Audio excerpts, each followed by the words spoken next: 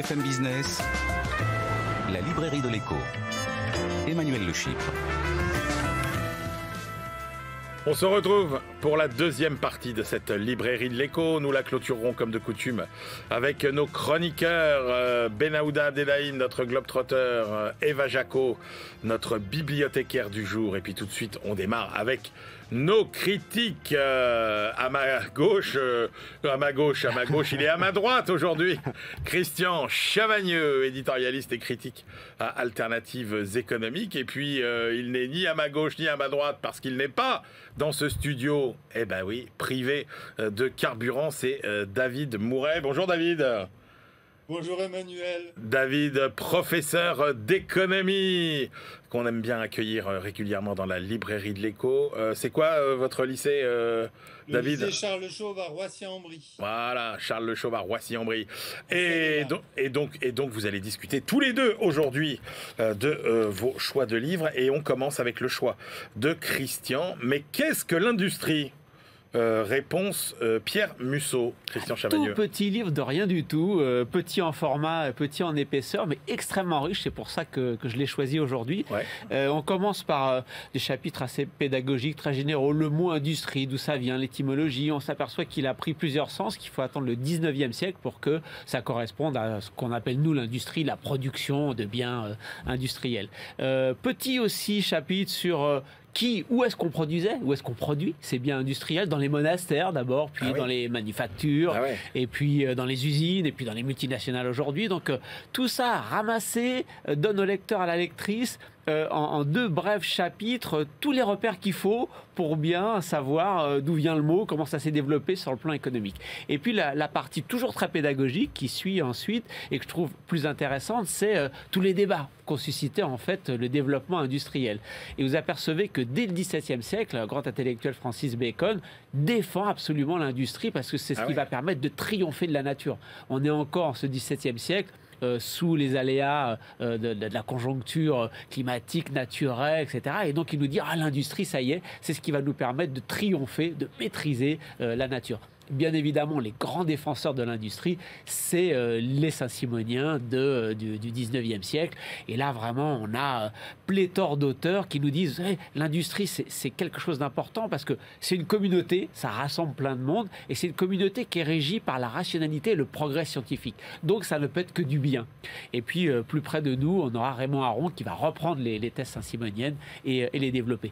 Mais, dès le 18e siècle, Pierre Musso nous dit, attention, il y a déjà des critiques de l'industrie, Jean-Jacques Rousseau notamment, qui est là, qui nous dit cette opacité machinique, je reprends ces termes, et technique, on ne sait pas trop où ça nous emmène, donc attention, il faut faire attention avec ce développement de l'industrie. Et puis le 19e siècle, certes, les Saint-Simoniens qui vont encenser l'industrie, mais c'est aussi le siècle des grandes critiques, bien évidemment Karl Marx, l'exploitation qui se joue dans l'industrie, Charles Fourier qui dit moi, je suis d'accord avec les Saint-Simoniens, c'est une communauté, mais c'est une communauté extrêmement hiérarchisée. Et moi, je veux créer les utopies fouriéristes, une communauté, mais beaucoup moins hiérarchisée. Et puis, là encore, si on se rapproche plus près de nous, Herbert Marcuse, la critique très très forte de la société industrielle, parce qu'on n'est plus dans la production industrielle économique, mais c'est devenu une société industrielle qui est marquée par la violence, parce que l'industrie, c'est aussi l'industrie de guerre, en plein XXe siècle, bien évidemment, pour quelqu'un comme Marcuse, c'est important, et aussi parce que l'industrie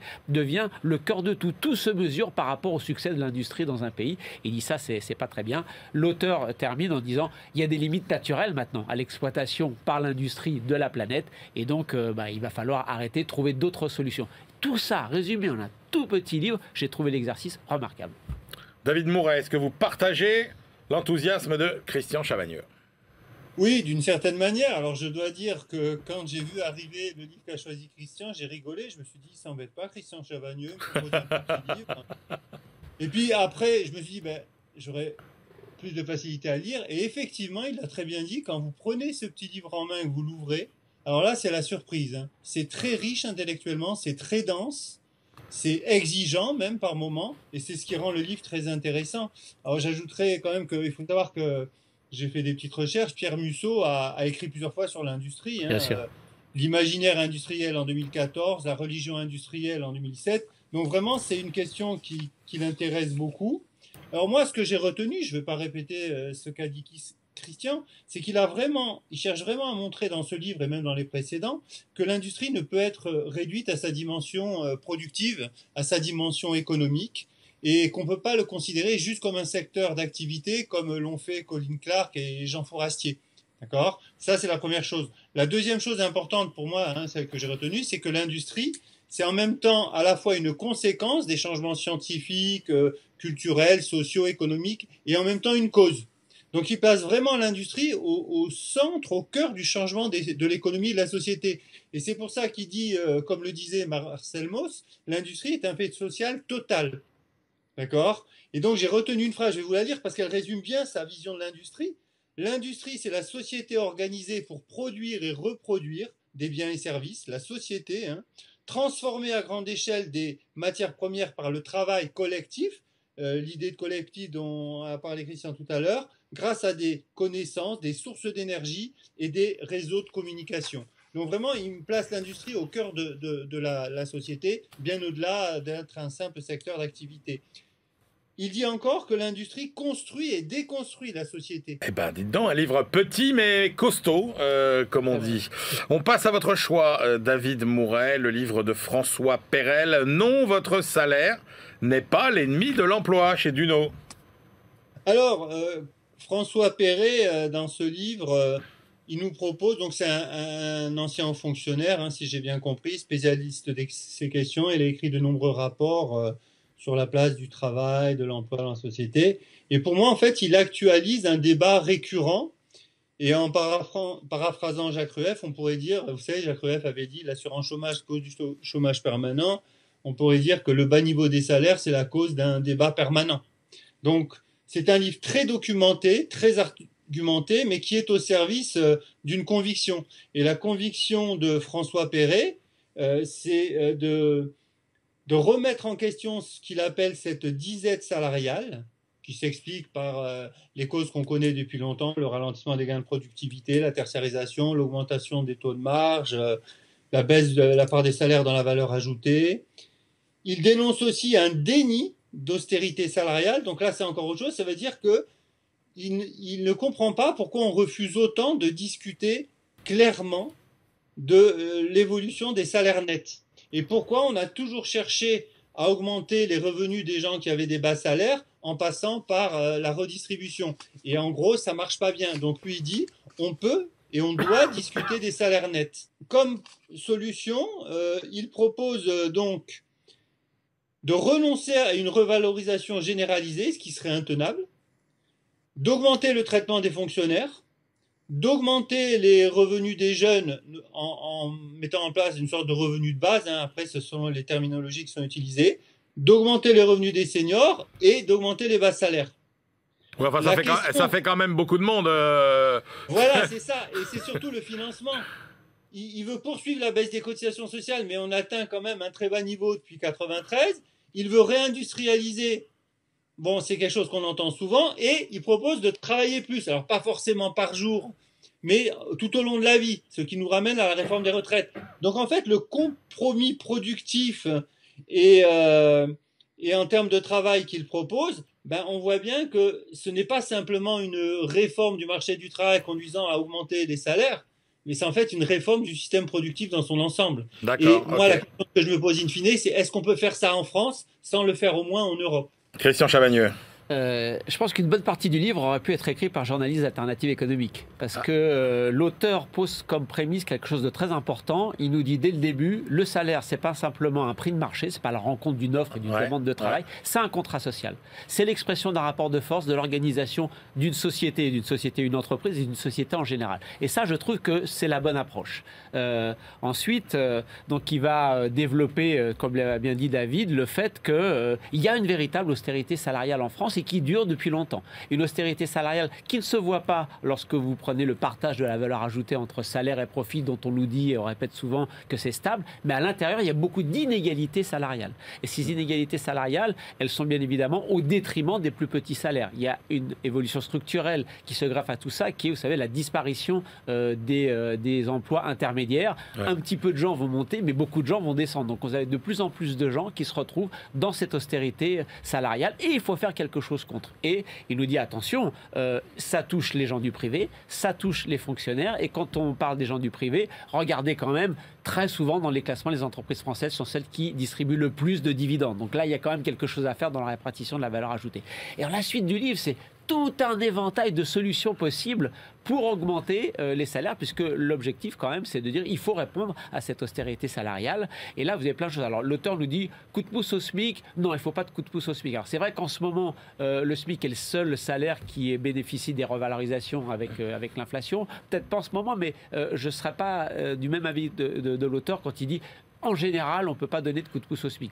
Pas d'augmentation générale de tous les salaires, uniquement dans les entreprises qui peuvent le faire. Bon, ça paraît du bon sens. Et puis, plein de choses. Alors, pas de revenus, de revenus, juste un revenu de base pour les plus jeunes, pas de revenu universel, de la RTT, pourquoi pas, mais faisons des expérimentations. Et à la fin, sa vraie réponse, c'est plutôt qu'il faut augmenter la productivité de chaque salarié, parce que le salaire, c'est la réponse à la productivité. Et là, il se contredit un petit peu avec l'approche du début. L'approche du début qui est institutionnaliste, le salaire n'est pas simplement une relation individuelle, c'est une relation sociétale. Et à la fin, il nous dit qu'il faut augmenter la formation des gens parce que c'est la formation qui donne la productivité, le salaire. Là, on est dans une approche néoclassique, je dirais un peu de base. Il essaie de tirer les deux fils et là, bon, je trouve qu'on perd un petit peu en cohérence. Néanmoins, le livre est très, très clair, très pédagogique. Merci messieurs. Allez, on retrouve tout de suite notre bibliothécaire du jour, Eva Jacot, qui nous emmène au fil de la vie d'un trésorier payeur général. BFM Business, la librairie de l'écho. Les livres d'hier et de demain. Bonjour Eva. Bonjour Emmanuel. Eva, vous ne nous emmenez pas très loin dans le passé, dans les années 1990, et vous nous parlez d'un livre qui a fait parler de lui lors de la rentrée littéraire, le livre de Yannick Haenel, qui nous raconte l'histoire d'un trésorier payeur, fonction qui était donnée au comptable principal de l'État dans un département. Comment Yannick Haenel a-t-il eu l'idée de s'attacher à la vie d'un trésorier payeur ?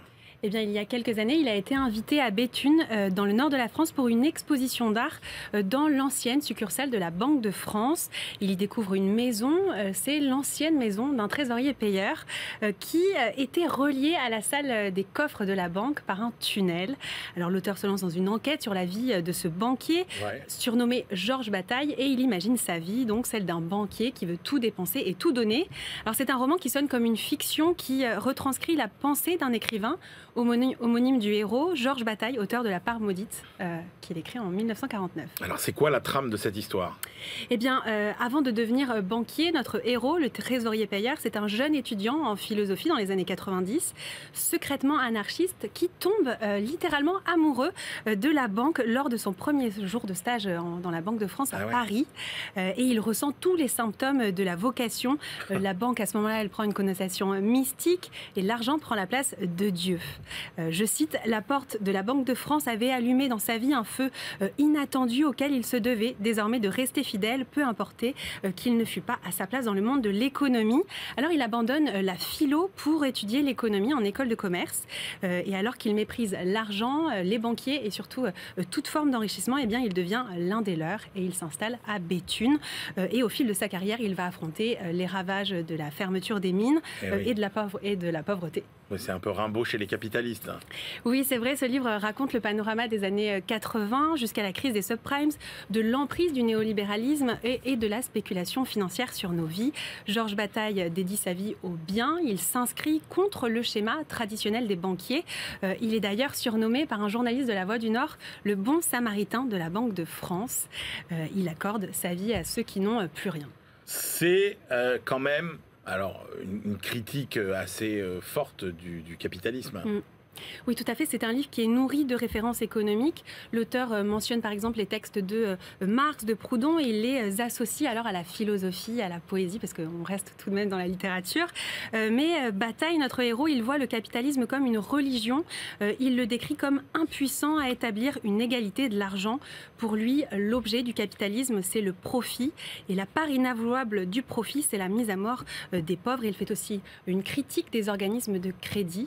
Alors en définitive, instructif, ce livre, il pose la question de comment parvient-on à se soustraire au règne de l'argent, qui plus est quand on est banquier, et également de la notion de caritas, le fait de donner sans rien attendre en retour. Bon, eh bien, un livre qui fera sans doute davantage le bonheur de notre ami Christian Chavagneux que de notre ami Jean-Marc Daniel pour ce week-end. Merci beaucoup, Eva. Et puis, on retrouve maintenant notre Globetrotter. Nous allons au-delà, bien au-delà des territoires du nord de la France, avec Benaouda Abdelhaim. BFM Business, la librairie de l'écho. Les livres d'ailleurs. Cher Benaouda, bonjour. Bonjour. Benaouda, direction la Norvège, un travail fait par des chercheurs norvégiens sur, alors ça s'appelle Anatomie de la possession d'une voiture électrique en Norvège. Alors, il n'y a aucun autre marché automobile au monde que celui de la Norvège où le basculement vers l'électrique s'est opéré aussi vite et aussi massivement. L'an dernier, 87% des véhicules neufs vendus dans ce pays étaient soit à batterie électrique, soit hybrides rechargeables. C'est encore 15 points de plus qu'en 2020, avec même une proportion des 3/4 à présent uniquement en batterie électrique. Une équipe d'économistes du transport à Oslo, sans lien avec les constructeurs, il faut le souligner, explique ici cette évolution très particulière en s'appuyant sur les données administratives du pays entre 2011 et 2017. Une spécificité socio-économique s'est répandue en aussi peu de temps à pratiquement l'ensemble de cette société norvégienne. 84% vivent en ville, sur une population de 5,6 millions d'habitants. Alors les foyers avec enfants dont les parents avaient donc cette période 2011-2017 entre 25 et 44 ans et diplômés de l'enseignement supérieur, vivant en banlieue d'une grande localité, ont été les précurseurs vraiment de l'électrique dans ce pays. De proche en proche, c'est ce mode d'usage de la voiture qui s'est imposé comme pratiquement la norme. Il y a 5 ans déjà, 40% de ces acquéreurs avaient franchi le pas, alors que pour les ménages sans enfants, vivant dans une zone rurale ou semi-rurale, où l'on a entre 45 et 64 ans, donc c'est aussi affaire de génération, et ayant fréquenté uniquement le secondaire, la probabilité n'était tout au plus que de 2%. Avec un paramètre tout à fait clé, si dans cette configuration, encore une fois socio-économique, il n'y a pas de péage sur la route entre votre domicile et le travail, l'achat électrique était quasi nul en 2017. Et puis, globalement, c'est un ménage norvégien sur 2 qui est passé à l'électrique, qui a conservé une ancienne voiture thermique. Mais ça, c'était il y a 5 ans, autant dire une éternité dans ce cas de figure norvégien, dans un changement permanent. Quoi qu'il en soit, la lecture, on le voit ici, s'avère nettement plus complexe que la traditionnelle opposition entre riches des centres-villes et pauvres des lointaines périphéries. Il faut dire qu'il y a eu des incitations fiscales nombreuses aussi pour inciter à passer à la voiture électrique. Direction l'Argentine, maintenant, Benaouda. Un pays en feu, l'Argentine. Oui, est-il possible de réduire les incendies forestiers? C'est le CESO à Buenos Aires, Centre d'études économiques et sociales Scalabrini Ortiz, qui tente de saisir la disparition d'1 million d'hectares en février dernier dans la province de Corrientes, qui est située au nord-est du pays, non loin du Paraguay. C'est un écocide qui s'est produit, des milliers de kilomètres carrés calcinés, des millions d'animaux tués, une faune gravement altérée, et puis la déstabilisation durable d'un tissu économique, des pertes d'emplois et de lourdes destructions de l'habitat, avec, nous expliquent ces chercheurs argentins, de graves conséquences sur la santé publique. À partir de là, on bascule dans l'économie, parce que ce rapport vise d'abord à recourir en prévention à l'outil fiscal. Comment? Alors, eux ont conçu une idée d'un dégrèvement spécial sur les différents impôts fonciers et immobiliers locaux pour les propriétaires dans les zones où l'incidence du feu est élevée.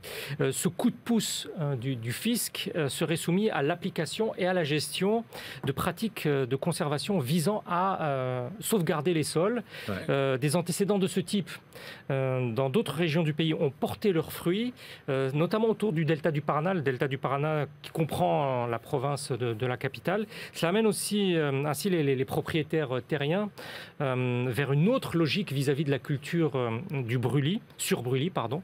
Donc on brûle les terres pour pouvoir cultiver ensuite. Mais cette incitation fiscale à ne plus incendier et à conserver donc les sols doit être compensée auprès des collectivités territoriales qui perdent des ressources, ce qui ne va pas de soi, bien entendu, à court terme, étant donné l'état des finances publiques argentines. Les auteurs explorent alors de différentes options, étape par étape, mais qui doivent tendre, nous disent-ils, vers la création d'un fonds national dédié. Et on termine avec le travail d'économiste russe Benahouda sur les défis de l'inflation en période de pandémie et de sanctions contre la Russie. Alors, comme nous l'avons déjà abordé à différentes reprises dans la librairie de l'Écho, la recherche académique sur l'économie ne s'est pas entièrement paralysée à Moscou soudainement après l'invasion de l'Ukraine, avec des limites que vous concevez aisément. Mais vous pouvez ainsi vous référer par exemple à ce document collectif de chercheurs de la HSE, l'école russe des hautes études en sciences économiques, Natalia Akindinova, et ses collègues brossent d'abord un panorama mondial du phénomène de l'inflation pour aboutir sur les facteurs d'accélération des prix propres à leur pays. Alors le basculement s'est opéré, nous disent-ils, en novembre 2020 avec une hausse des prix, y compris dans le non alimentaire, malgré l'effet d'endiguement des tarifs réglementés par les pouvoirs publics, très important en Russie. L'État, à la veille des élections législatives de septembre 2021, soulignent les auteurs, a multiplié les versements et revalorisations auprès des retraités, des familles avec enfants et des militaires. De manière classique, l'indexation a alimenté la hausse des prix à une période où les restrictions à la mobilité de la main-d'œuvre a parallèlement beaucoup pesé, d'où un effet ciseau sur les prix. Et puis survient la guerre, fin février 2022. Et là, c'est un épisode inflationniste d'une nouvelle nature qui s'est engagé. On a une description technique de l'action du Trésor, de la Banque centrale, qui, somme toute, en très peu de temps, dès la mi-avril, sont parvenus à un retour du niveau de la monnaie au niveau d'avant ce que les auteurs appellent les événements en Ukraine. Mais ça n'empêche pas les économistes de la HSE d'établir deux scénarios pour 2023, pouvant se transformer en un choc inflationniste ou bien en une limitation, somme toute relative, entre 8 et 12%. Beaucoup dépendra, nous disent-ils, de la vitesse d'élimination des ressources énergétiques russes d'Europe. C'est un point capital, nous disent-ils, et la difficulté du ciblage de l'inflation, en raison notamment d'un affaiblissement à venir, selon eux, du rouble, crée, je cite, des défis sans précédent pour le régulateur russe. Merci beaucoup, Benahouda Abdelhaim. Allez, c'est l'heure de nos ultimes choix. BFM Business, la librairie de l'Écho. Les livres de la dernière minute. David Mouret, quelle est votre dernière sélection pour aujourd'hui? Alors pour aujourd'hui, j'ai choisi le livre de Julien Damon, que vous recevez régulièrement, Frontières du logement ordinaire, dans lequel il compare le logement et l'hébergement. Il nous montre que de plus en plus de catégories sont hébergées et non logées, parce que justement ça manque de logement. Et il nous dit que, je retiens ça, donc il a collecté beaucoup de données juridiques et financières, c'est une vraie démonstration. Et il nous dit qu'en fait que la question de l'hébergement est très importante, qu'elle représente quand même 2% du PIB, 3% de l'emploi et 20% du parc HLM. Et que la question qui se pose, c'est comment faire pour que les gens qui sont hébergés se sentent un peu plus logés. Merci. Donc, très facile à lire, vraiment. Eh ben voilà, le dernier opus de notre camarade Julien Damon. Christian Chavagneux, votre dernier choix pour aujourd'hui. Toute petite étude de quelques pages aussi de l'ONG Finance Watch sur quelle est dans les 60 plus grandes banques mondiales la part de leurs actifs qui sont dirigés vers les actifs fossiles, qui vont perdre de la valeur. 1,5% seulement, mais vous savez, comme toujours dans le milieu bancaire, il suffit que de variations, même d'un tout petit pour montant des actifs pour que ça cause problème. Et si des fois on classait ces actifs fossiles dans les actifs vraiment très risqués, qu'on obligeait les banques à mettre du capital en face, ça coûterait combien? En moyenne annuelle, pour l'ensemble de ces 60 grandes banques, ce serait simplement 3 mois des profits de 2021, 6 mois et demi pour les banques françaises. Et attention, il y a une petite demi-douzaine de banques. Malheureusement, dedans, il y a des banques européennes et peut-être françaises, parce que c'est pas nommé, c'est pas du name and shame, c'est pas la même chose, mais pour lequel ça pourrait aller de 1 an à 3 ans et demi de capital qu'il faudrait mettre de côté. Là, ça coûterait très très cher. Attention quand même à ces actifs fossiles dans le système bancaire français et européen. Merci messieurs, voilà, c'est la fin de cette librairie de l'Écho. On se retrouve la semaine prochaine et d'ici là, évidemment, bonne lecture.